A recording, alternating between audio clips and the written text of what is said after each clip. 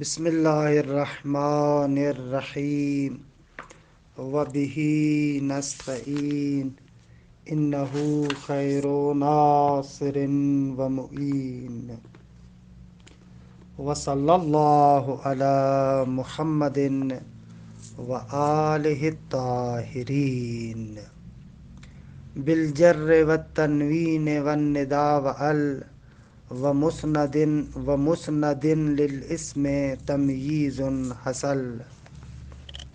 الحمدللہ، خداوند منان کے لطف و کرم سے ہماری گفتگو کتاب سیوطی میں ہے کہ گزشتہ جلسے میں کلمے کی تعریف کو بیان کیا۔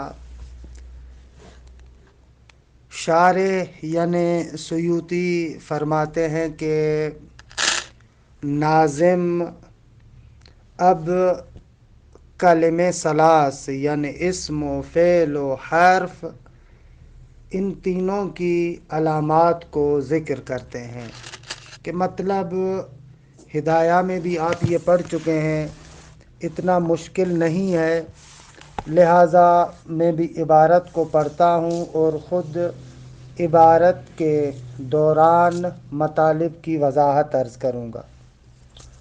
ثم شرع فی علامت کل من الاسم والفعل والحرف۔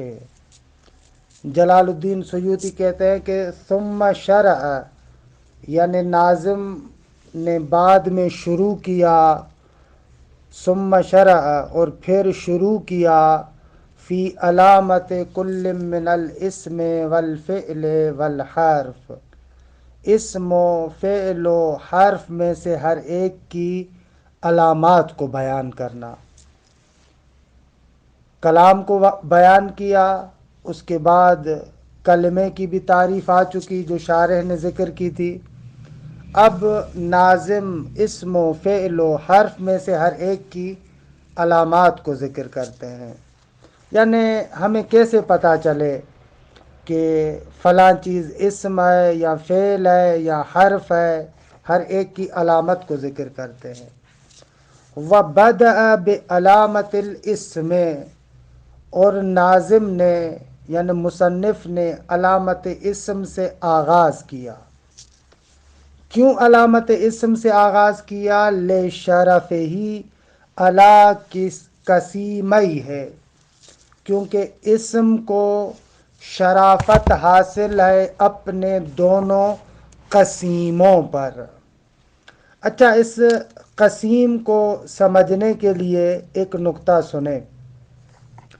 منطق میں جہاں پر بحث تقسیم کو ذکر کرتے ہیں، وہاں پر کہتے ہیں کہ ہمارے پاس ایک مقسم ہے، کچھ اقسام ہیں اور قسیم ہے۔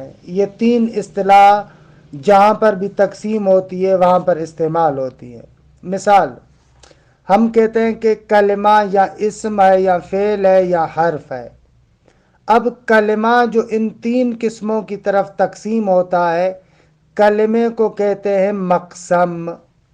اسم، فعل، حرف، تینوں میں سے ہر ایک کلمے کی نسبت سے قسم اور اقسام کہلائیں گے، اور ان کو آپس میں یعنی اسم، فعل، حرف، ان کو آپس میں قسیم کہیں گے۔ اور منطق میں ہی بیان کرتے ہیں کہ مقسم اقسام کی نسبت سے اعم ہوتا ہے، اقسام میں سے ہر ایک مقسم کی نسبت سے خاص ہوتا ہے، اور قسیموں کی آپس میں نسبت تباین کی ہوتی ہے۔ تو یہاں پر جلال الدین کہتے ہیں کہ وَبَدَأَ بِعَلَامَةِ الْاسْمِ، ناظم نے یعنی ابن مالک نے علامت اسم سے آغاز کیا۔ کیوں؟ پہلے اس کی علامت کو کیوں ذکر کر رہا ہے؟ کہتے اس لیے کہ لِشَرَفِهِ عَلَى قَسِیمَیْ ہے، کیونکہ اسم اپنے دونوں قسیموں پر شرافت رکھتا ہے۔ بھائی کیسے شرافت رکھتا ہے؟ کون سی مزیت ہے، کون سی شرافت ہے اسم میں؟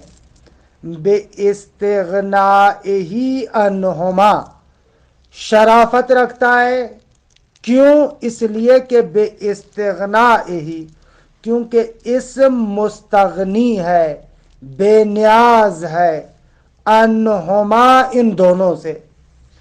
اسم کو فعل اور حرف کی ضرورت نہیں ہے، ان دونوں سے بے نیاز ہے. بھائی کیوں بے نیاز ہے؟ اس لیے کہ لقبول ہی الاسناد بطرفی ہے، کیونکہ اسم قبول کرتا ہے نسبت کو دونوں طرفوں سے. یعنی اسم مسند اور مسند الیہ دونوں واقع ہو سکتا ہے، اور کلام کے ارکان مسند اور مسند الیہ ہے. خوب، لہذا اسم اپنے دونوں قسموں سے مستغنی ہے. بے شک اگر فعل اور حرف نہ ہو پھر بھی آپ دو اسموں سے کلام بنا سکتے ہیں، جبکہ وَاحْتِيَاجِهِمَا إِلَيْهِ، اور وہ دونوں یعنی فعل اور حرف محتاج ہے الیہ اسم کی طرف. پس اسم کی شرافت فعل اور حرف کی نسبت سے اس طریقے سے ہے کہ اسم ان دونوں کا محتاج نہیں ہے اور یہ دونوں اسم کے محتاج ہے. کیونکہ اگر آپ کلام بنانا چاہیں، چاہے فعل ہو، اس کو بھی مسند الیہ کی ضرورت ہے. خود بے شک مسند واقع ہو سکتا ہے لیکن مسند الیہ واقع نہیں ہو سکتا. حرف بیچارہ تو ویسے ہی نہ مسند واقع ہو سکتا ہے نہ مسند الیہ، کیونکہ اسم کو فعل اور حرف پر شرافت حاصل ہے، لہذا علامات میں اسم کی علامات سے آغاز کیا. عبارت کو دیکھیں: بالجر والتنوین والنداء وال ومسند للاسم تمییز حصل. اس شعر کو پہلے سمجھے. اصل میں عبارت ایسے ہے: حصل بالجر والتنوین والنداء وال ومسند، حصل بالجر والتنوین والنداء وال ومسند للاسم تمییز. یعنی یہ جو بالجر ہے یہ حصلہ کے متعلق ہے. یعنی شعر کو آپ اگر رواں طریقے سے ترجمہ کریں تو ایسے ہوتا ہے: حاصل ہوتی ہے جر، تنوین، ندا، ال اور مسند الیہ ہونے کے ذریعے سے حاصل ہوتی ہے کیا؟ تمییز. تمییز اور جدائی کس کو حاصل ہوتی ہے؟ للاسم. للاسم تمییز کے متعلق ہوگا. درست ہے؟ کہتے ہیں جر و تنوین و ندا و ال و مسند کے ذریعے سے اسم کو تمییز حاصل ہوتی ہے.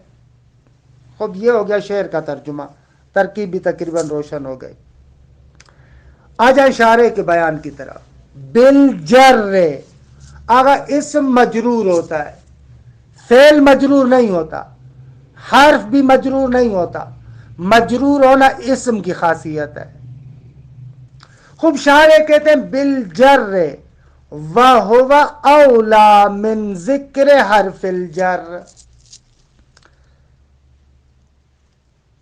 ابن مالک نے کہا بالجر، یہ نہیں کہا بحرف الجر. خب بحرف الجر کہتا تو بہتر نہیں تھا؟ کہنا نہ، بالجر کہنا بہتر ہے. کیوں؟ اس لیے کہ بالجر جر بالحرف اور جر بالاضافہ دونوں کو شامل ہے. مجرور اسم یا حرف جر کی وجہ سے ہوتا ہے یا مضاف کی وجہ سے ہوتا ہے. اب اگر اس نے فقط کہا بالجر تو یہ اولویت رکھتا ہے، کیونکہ جو جر حرف جر کے ذریعے سے ہوتی ہے اس کو بھی شامل ہے اور جو اضافے کے ذریعے سے ہوتی ہے اس کو بھی شامل ہے. اگر وہ کہتا بحرف الجر تو وہ مجرور ہونا جو حرف جر کے ذریعے سے تھا وہ تو آ جاتا، لیکن وہ اسم جو مضاف سے مجرور ہوتا ہے وہ نہیں آ پاتا. تو بہتر ہے کہ بالجر کہا جائے. کہتے ہیں وَهُوَ، یہ بالجر کہنا اولا بہتر ہے من ذکر حرف الجر، حرف جر کے ذکر کرنے سے. یعنی اس نے جو کہا ہے بالجر یہ بہتر ہے، بالنسبت اس کے کہ وہ کہتا بے حرف الجر، نہ بالجر بہتر ہے۔ کیوں اولا ہے، کیوں بہتر ہے؟ اس لیے کہ لتناولہ الجر بالحرف والاضافہ، کیونکہ بالجر شامل ہے اس جر کو جو حرف کے ذریعے سے ہے اور اس جر کو جو اضافے کے ذریعے سے ہے، یعنی دونوں کو شامل ہے۔ قالہ فی شرح الکافیہ، شرح کافیہ میں اس طریقے سے کہا گیا ہے، مصنف نے، ناظم نے شرح کافیہ میں یہ نکتہ کہا ہے۔ اچھا، یہاں سے سیوطی، جلال الدین سیوطی اس بیان پر ایک اشکال کرتے ہیں اور کہتے ہیں کہ قلتو، کہ یہاں سے اشکال ہے۔ بابا یہ بات تو آپ کی درست ہے کہ بالجر، جر بالحرف اور جر بالاضافہ دونوں کو شامل ہے، لیکن عزیز مان جو مصنف کا اپنا مذہب ہے مضاف الیہ کے بارے میں، وہ یہ ہے کہ مضاف الیہ مجرور ہوتا ہے حرف جر کی وجہ سے۔ انشاءاللہ باب اضافت میں پڑھیں گے، اسم جو مضاف الیہ واقع ہوتا ہے اور مجرور ہوتا ہے اس کے بارے میں چند مسلک ہے۔ مضاف الیہ کیوں مجرور ہے؟ بعض کہتے ہیں کہ مضاف کی وجہ سے مجرور ہے، بعض کہتے ہیں کہ خود اضافے کی وجہ سے مجرور ہے، بعض کہتے ہیں کہ نہ حرف جر مقدر کی وجہ سے مجرور ہے۔ مصنف یعنی ابن ناظم ان افراد میں سے ہے کہ جو اس بات کا قائل ہے کہ مضاف الیہ حرف جر مقدر کی وجہ سے مجرور ہوا ہے۔ تو اب مصنف کے مذہب کے اعتبار سے چاہے بالجر کہتا یا بحرف الجر کہتا، دونوں صورتوں میں جر بالاضافہ اور جر بالحرف دونوں آ جاتے، کیونکہ مضاف الیہ بھی تو حرف جر کی وجہ سے مجرور ہوتا ہے۔ تو بس یہ جو آپ توجیہ بیان کر رہے ہیں یہ توجیہ اتنی اچھی نہیں ہے، مگر یہ کہ آپ کہیں کہ درست ہے کہ مصنف کا مذہب تو یہ ہے کہ مضاف الیہ حرف جر مقدر کی وجہ سے مجرور ہے، لیکن مصنف نے اس جگہ پر دوسرے لوگوں کے نظریات کی بھی رعایت کی ہے، دوسرے لوگوں کے نظریے کو بھی مد نظر رکھا ہے۔ فتأمل قلتو، سیوطی کہتے ہیں جلال الدین، لیکن سیأتی ان مذہبہ ان المضاف الیہ مجرور بالحرف المقدر، لیکن آقا یہ آپ کی توجیہ درست نہیں ہے، اس پر اشکال وارد ہے، لیکن ان قریب آئے گا کہ مصنف کا مذہب یہ ہے کہ مضاف الیہ مجرور ہوتا ہے حرف مقدر کے ذریعے سے، یعنی حرف جر مقدر کے ذریعے سے۔ پس فذکر حرف الجر شامل لہو، تو حرف جر کا ذکر کرنا بھی جر بالاضافہ کو شامل ہو جاتا، لہذا یہ جو آپ نے توجیہ بیان کی اتنی اچھی نہیں ہے۔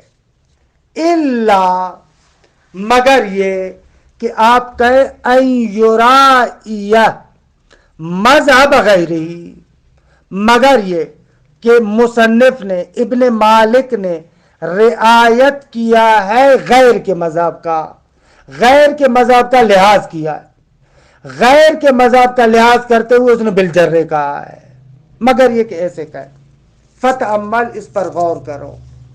یہ فنی کتابوں میں فتأمل جو آخر میں ذکر کرتے ہیں، اصل میں معمولاً یہ اشارہ ہوتا ہے کہ بابا جو ہم نے مطلب ذکر کیا ہے اگر غور کرو تو اس میں اشکال پایا جاتا ہے۔ فتأمل ممکن ہے اشارہ ہو اس نقطے کی طرف کہ درست ہے کہ آپ یہ توجیہ کر رہے ہیں کہ مگر یہ کہ اس نے اپنے علاوہ دوسروں کے مذاہب کی رعایت کی ہے، ان کا لحاظ کیا ہے، لیکن حقیقت یہ ہے کہ جب بھی ایک انسان کتاب لکھتا ہے تو اس انسان کو اپنے مذہب کی رعایت کرنی چاہیے، نہ کہ اغیار اور دوسروں کے مذہب کی رعایت کرنی چاہیے، اپنے مذہب کی رعایت کرنی چاہیے۔ لہذا فتأمل اس اشکال کی طرف ہو سکتا ہے ناظر کہ یہ جو آپ نے توجیہ بیان کی ہے یہ توجیہ اتنی مناسب نہیں ہے۔ پس بالجرے کا بیان ہو گیا۔ وَالتَّنْوِينِ، اور دوسری علامت تنوین ہے۔ اچھا دیکھیں آگا، تنوین کی تعریف یہ ہے کہ تنوین اس نون ساکن کو کہتے ہیں جو پڑھا تو جاتا ہے لیکن لکھا نہیں جاتا۔ مثلا ابون، اب یہ جو تنوین ہے نا، یہ اصل میں نون ساکن ہے لیکن لکھنے میں یہ نون ساکن نہیں آتا، اس کو کہتے ہیں تنوین۔ اچھا، تنوین جو اسم کے ساتھ مخصوص ہے ان کے اقسام کو ذکر کرتے ہیں۔ ایک ہے تنوین تمکن۔ تنوین تمکن جو اسم معرب منصرف ہے اس پر داخل ہوتی ہے، اسے کہتے ہیں تنوین تمکن۔ زیدن مثلا اسم معرب منصرف ہے، اس پر جو تنوین داخل ہوئی ہے اس کو کہتے ہیں تنوین تمکن۔ دوسری قسم ہے تنوین تنکیر۔ تنوین تنکیر بعض مبنی اسما پر داخل ہوتی ہے، جیسے سہن۔ اچھا ایک نقطہ ذہن میں رکھیں، یہ جو تنوین تنکیر ہے، اگر ایک ایسا اسم ہو جو وئی کے ساتھ ختم ہو، جیسے سیبوے، قولوے، یہ وے پر جو ختم ہو تو اس پر یہ تنوین تنکیر قیاساً داخل ہوتی ہے، باقی اسم فعل و اسم اصوات پر سماعن۔ تو دوسری قسم تنوین تنکیر۔ تیسری قسم تنوین مقابلہ جو جمع مؤنث سالم میں ہوتی ہے۔ معمولاً کہتے ہیں کہ یہ جو جمع مؤنث سالم پر تنوین ہے یہ در حقیقت جو نون ہے نا جمع مذکر سالم میں مسلمون، اس کے مقابلے میں ہے۔ اس مسلمون کے نون کے مقابلے میں مسلماتن جمع مؤنث سالم پر تنوین ڈالتے ہیں، اس کو کہتے ہیں تنوین مقابلہ۔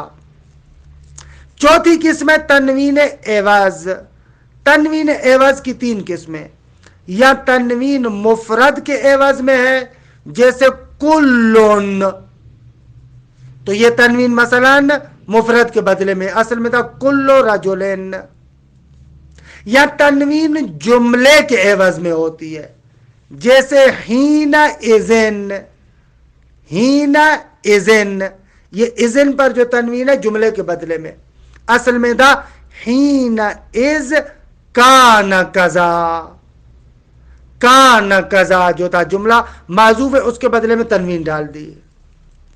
اور ایک تنوین ہے جو حرف کے عوض میں آتی ہے جیسے جوارن، اصل میں تھا جواریون، اس حرف کے بدلے میں ہے۔ تو بس ایک علامت اسم کی تنوین بھی ہے۔ وہ تنوین، اور اسم کو تمییز اور جدائی حاصل ہوتی ہے تنوین کے ذریعے سے۔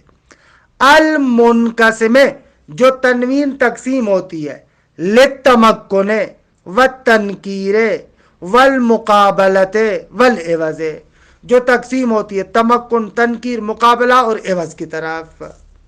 وحدہ، تنوین کی تعریف کیا ہے؟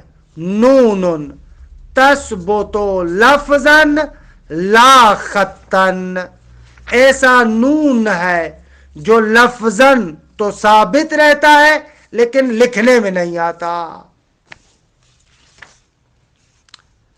خب تیسری علامت والندا، آگا اسم منادہ بننے کی صلاحیت رکھتا ہے، فعل اور حرف منادہ بننے کی صلاحیت نہیں رکھتے۔ والندا ای الصلاحیت لأن ینادا، اسم میں یہ صلاحیت ہے کہ وہ منادہ واقع ہو سکتا ہے، یا زیدو، یا ایھا الرجلو، واہ منادہ واقع ہونا۔ وَأَلْ، اور اسم کی خاصیت یہ ہے کہ الف لام تعریف اسم پر داخل ہوتا ہے۔ انشاءاللہ معرفہ کے اقسام میں بیان کریں گے کہ الف لام کی بہت ساری قسمیں۔ الف لام معرفہ فقط اسم پر داخل ہوتا ہے۔ وَأَلِ الْمَعْرِفَةِ، الف لام معرفہ اسم پر داخل ہوتا ہے۔ الرجل او ما یقوم مقامہا، یا وہ چیز جو الف لام کے قائم مقام ہو، کا ام، جس طریقے سے ام الف لام تعریف کے قائم مقام ہے، فی لغت طین، لغت طے، بنی طے، ان کے قبیلے میں الف لام کی جگہ پر ام کو استعمال کرتے، الرجلو یا ام رجلو۔ اچھا، ایک روایت بھی معمولاً نقل کرتے ہیں اس کے بارے میں کہ پیغمبر ختمی مرتبت صلی اللہ علیہ وآلہ وسلم کے پاس اس طے قبیلے کا ایک بندہ آتا ہے اور وہ اسی ام کے ساتھ گفتگو کرتا ہے، تو آپ اس کو اسی کی زبان میں جواب دیتے ہیں۔ کہ وہ روایت اگر مجھے مل جائے تو میں ابھی آپ کی خدمت میں عرض کروں۔ جی، مرزا ابو طالب نے حاشیے میں اس روایت کو نقل کیا ہے، اور رویہ نقل کیا گیا کہ ان رجلا طائیا سأل النبی صلی اللہ علیہ وآلہ وسلم، ایک بنی طے قبیلے کے شخص نے پیغمبر سے سوال کیا، وقال حل من ام بر ام صیام فی ام سفر، فاجابہ صلی اللہ علیہ وآلہ وسلم لیس من ام بر ام صیام فی ام سفر، کہ دیکھئے ان تمام ام کی جگہ پر ال لگا دے۔ وہ بنی طے کا بندہ پوچھتا ہے کہ یا رسول اللہ، کیا سفر میں روزہ رکھنا نیکی ہے؟ تو آپ نے فرمایا کہ سفر میں روزہ رکھنا نیکی نہیں ہے، اسی کی لغت میں جواب دیا۔ اچھا،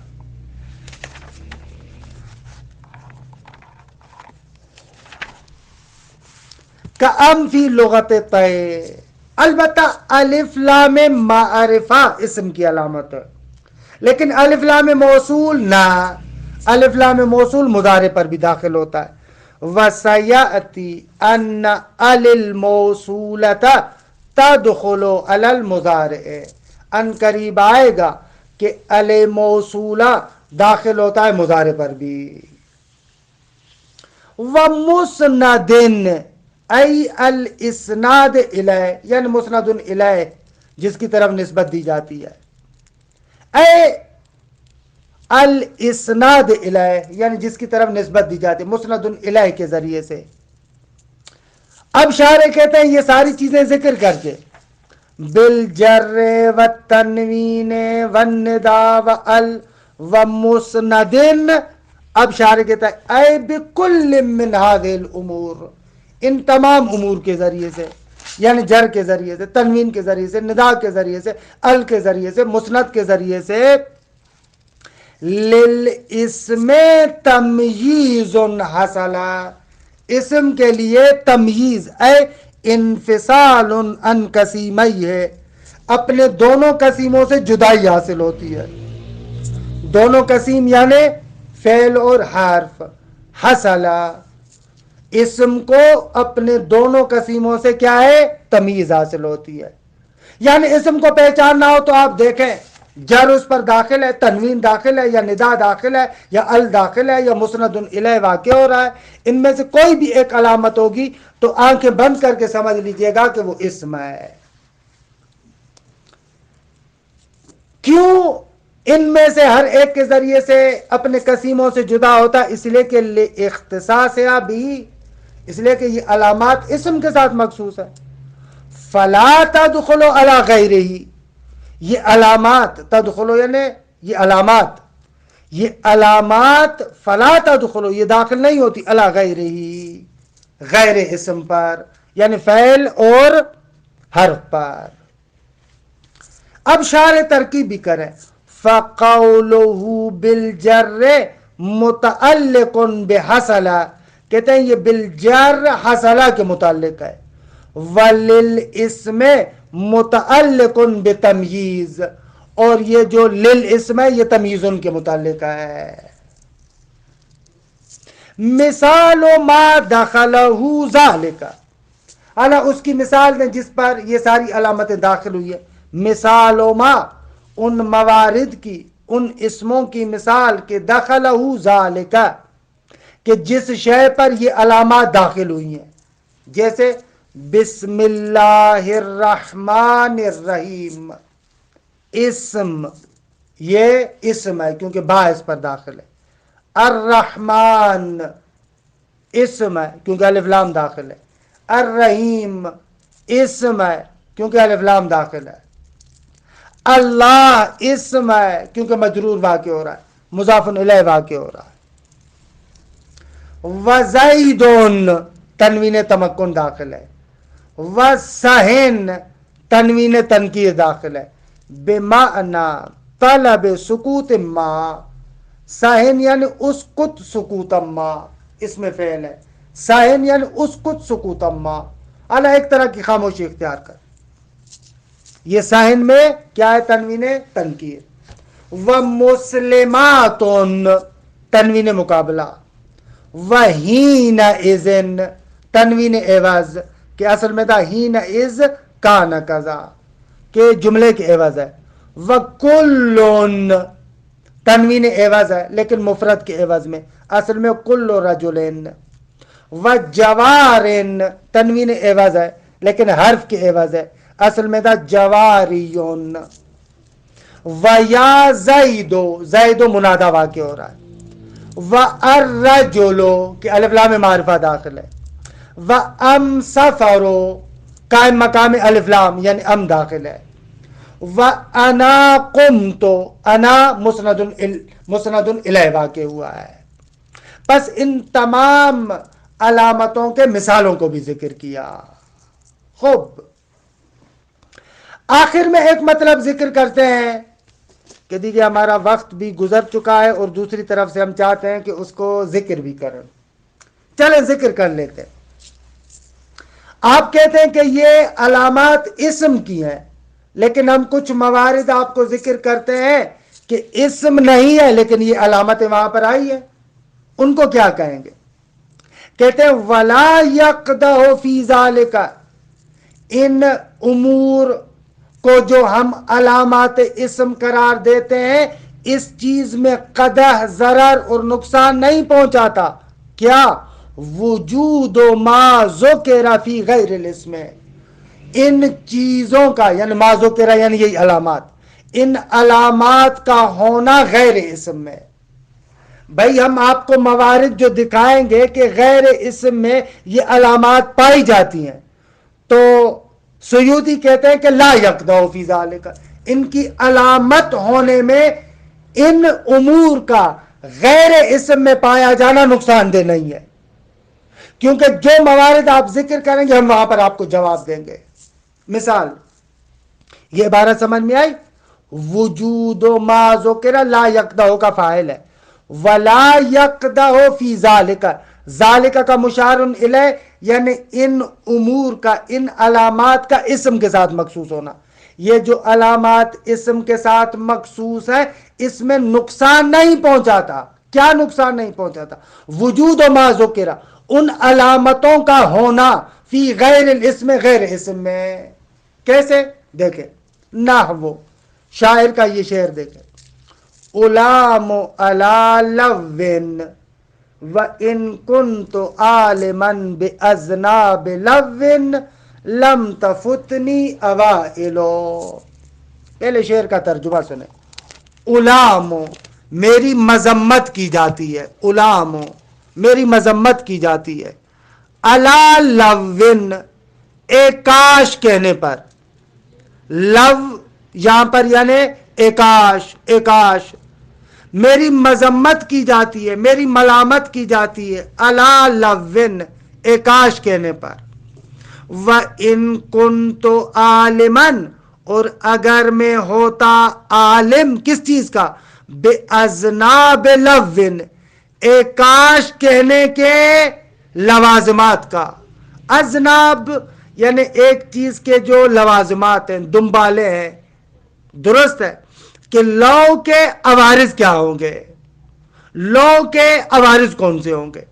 اگر میں عالم ہوتا کہ لو کے عوارض کیا نکلتے ہیں تو لم تفتنی اوائلو، تو مجھ سے اوائل یعنی ابتدائیات، میری ابتدائی عمر وہ مجھ سے فوت نہ ہوتی. یعنی پھر میں اوائل زندگی میں ایسے کام نہ کرتا کہ لو کرنا پڑتا. ہمارے ہاں بھی ہوتا ہے نا، بہت سارے لوگ کہتے ہیں کہ ایکاش جوانی میں یہ کرتا، ایکاش جوانی میں یہ کرتا، ایکاش جوانی میں یہ کرتا. تو کہتے ہیں کہ لوگ میری مذمت کرتے ہیں کہ بھائی تو ابھی کہہ رہا ہے کہ ایکاش یہ کرتا یہ کرتا یہ کرتا، خوب اس ٹائم کیوں نہیں کیا؟ لوگ مذمت کرتے ہیں. تو شاعر کہتا ہے کہ مجھے اگر پتا ہوتا نا کہ انسان آخر عمر میں جو جا کر یہ بس خواہشات کرتا ہے ایکاش ایکاش، اگر ان مصیبتوں کا مجھے پتا ہوتا تو میں جوانی میں ان امور کو چھوڑتا نہ بلکہ ان امور کو کرتا. شاہدی مثال ہے الا لون میں، لو حرف ہے اس پر الا حرف جر داخل ہے، لو حرف ہے اس پر تنوین بھی داخل ہوئی ہے. درست. اچھا، دوسرا مورد وَإِيَّاكَ وَاللَّوَّ، کہ یہ اہل سنت کی حدیث ہے. فَإِنَّ اللَّوَّ يَفْتَحُ عَمَلَ الشَّيْطَانِ، خبردار لو نہ کہنا کیونکہ لو شیطان کے عمل کا آغاز کرتا ہے. پوری حدیث ایسے ہے ایاک واللو فإن اللو یفتح عمل الشیطان، کہ یہاں پر مسئلہ یہ ہے کہ لو پر الف لام داخل ہوا ہے، لو حرف ہے، حالانکہ ہم نے کہا کہ الف لام معرفہ کس پر داخل ہوتا ہے؟ اسم پر. تیسرا مورد وَيَا لَيْتَنَا نُرَدُّ، اے کاش ہم کو پلٹایا جاتا. یہ آیت ہے سورہ انعام کی 27 نمبر آیت. یہاں پر یا لیتا پر داخل ہوا ہے، منادا لیتا واقع ہو رہا ہے جو کیا ہے؟ حرف ہے. خوب، ایک اور مثال وَتَسْمَعُ بِالْمُؤَيْدِيِّ خَيْرٌ مِّنْ أَن تَرَاهُ، کہتے ہیں کہ مؤیدی ایک بندہ ہے، اس کو سننا بہتر ہے اس کو دیکھنے سے. حالانکہ بد شکل تھا، باتیں اچھی کرتا تھا، بڑا نام تھا اس کا، لیکن لوگوں نے جو دیکھا اس کی صورت تو ایسی ہے. یہاں پر تسمع مبتدا خیرون اس کی خبر. آپ نے کہا کہ مسند الیہ فقط اسم ہوتا ہے، یہاں پر تو فعل بھی واقع ہو رہا ہے. خوب، کہتے ہیں یہ جو موارد ہیں جن پر ظاہر میں ایسے دکھ رہا ہے کہ یہ علامات غیر اسم پر داخل ہوئی ہیں، شارح کہتا ہے لا یقدہ، یہ ضرر نہیں دیتے، نقصان نہیں پہنچاتے. کیوں بھائی؟ علامت تو غیر میں نہیں آ سکتی، یہاں پر آ رہی ہے. کہہ رہے نہ، اصل مطلب کو سمجھے نہیں. لا یقدہ کیوں؟ لجعل لو فی الاولین اسمن، کیونکہ لو جو پہلے دونوں مثالوں میں ہے اس کو اسم قرار دینے کے سبب. یعنی یہ جو علام علی لون، یہ لو حرف نہیں ہے، اسم ہے ایکاش کہنے کے معنی میں. اور دوسرے مورد میں بھی ایاک واللو، وہاں پر بھی وہ لو حرف نہیں ہے بلکہ اسم ہے. تو بس اسم پر ہی علامات اسم آئی ہیں. لا یقدو کیوں؟ لجعل لو فی الاولین اسمان، کیونکہ پہلے دونوں میں لو کو اسم قرار دینے کے سبب. وحذف المنادا فی الثالث، اور تیسرے مورد میں یا لیتنا، لیتا منادا نہیں ہے، اصل میں قوموں یا قومی اسم جو منادا ہے وہ محذوف ہے. وحذف المنادا فی الثالث، اور تیسرے مورد میں منادا کو حذف کرنے کے سبب، لہذا کوئی قدر نہیں ہے، کوئی مشکل نہیں ہے. وحذف ان المنصبہ مع الفعل بالمصدر، اور جو آخری مثال ہے چوتھی مثال، وہاں پر ان مصدریہ درست ہے. وحذف ان وہ کہ المنصبہ مع الفعل، جو اپنے فعل کے ساتھ تعویل میں آتی ہے بالمصدر، مصدر کی فی الاخیر آخری مثال میں. لہذا وہاں پر بھی تسمعو در حقیقت مبتدا نہیں ہے، مسند الیہ نہیں ہے، بلکہ ہے ان تسمع یعنی اے سماعک خیرون. بس یہ جو ظاہر میں لگ رہا تھا کہ غیر اسم پر داخل ہیں، در حقیقت وہ بھی اسم پر داخل ہیں. خلاصہ کلام بالجر والتنوین والنداء وال ومسند للاسم تمییز حصل. وصلی اللہ علی محمد وآلہ الطاہرین.